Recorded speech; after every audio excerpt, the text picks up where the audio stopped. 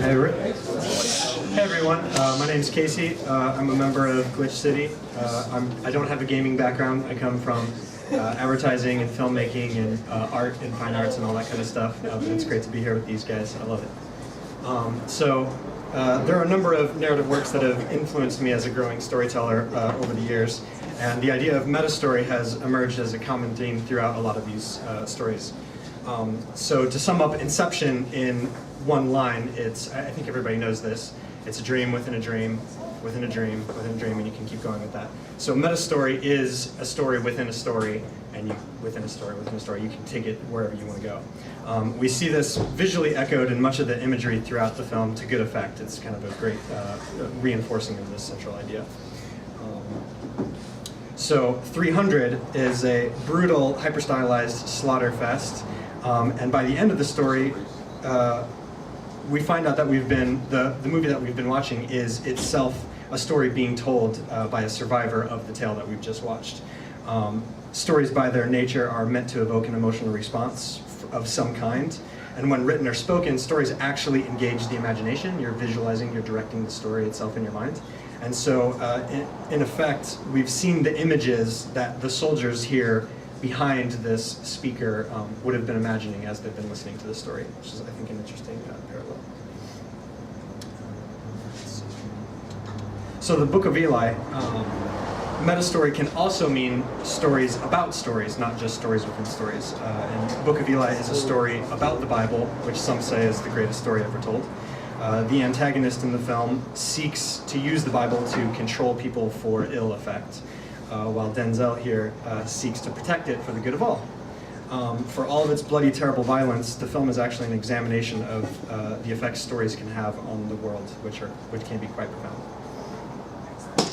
To go back to Inception for a moment, there's a scene in the movie where DiCaprio's character asks Ariadne where she just was. They've just sat down at a dining table, and he says, where were you just now? And when she can't answer, she realizes that she's actually in a dream. And in dreams, time is this kind of amorphous space, and you just accept wherever you are. Bless you. This is ultimately a metaphor for film language itself, where the audience accepts that this stuff has been left out in between the edit. And when a work comments on the medium or itself, this is also known as metafiction, but it's kind of the same thing. This self-referential this self-reference begs for further examination, and I find that I ask myself, why am I actually watching, reading, or playing this work of art when I'm faced with that kind of question? So The Seedlings is a web series made in Minecraft that's so filled with nested self-referential loops that I won't even try to explain it. It's freaking awesome. It's totally insane. Episode 10, Black Sheep, is a story within a story about the nature of story. So it kind of perfectly hits all three types of the meta-story that we just talked about from now. This episode in particular asks, what is the meaning of story? Where do they come from? What do they mean? What do they mean to teach us? And this series starts off relatively benign and kind of silly as this novel romp within Minecraft, which is a non-story system.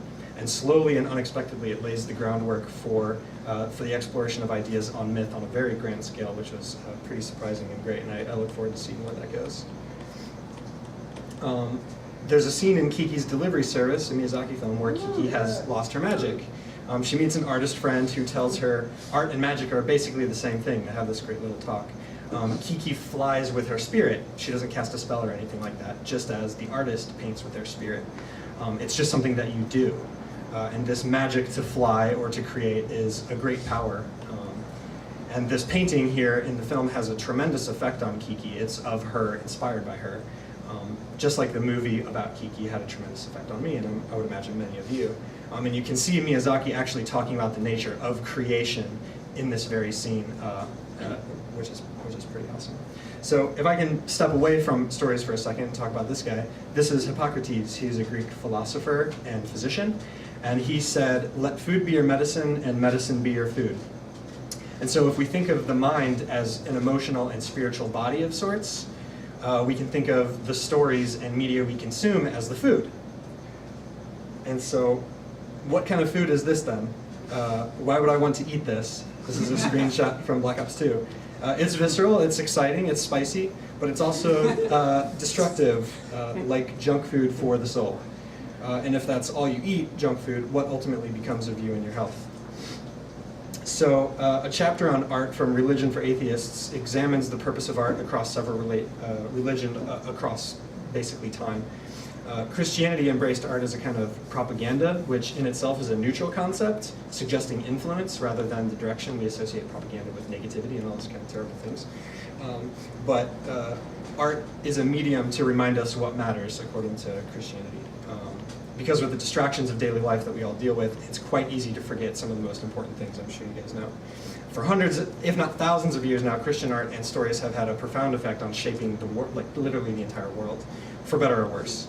And we can see very directly that stories have tangible power. Stories have power. Art has power.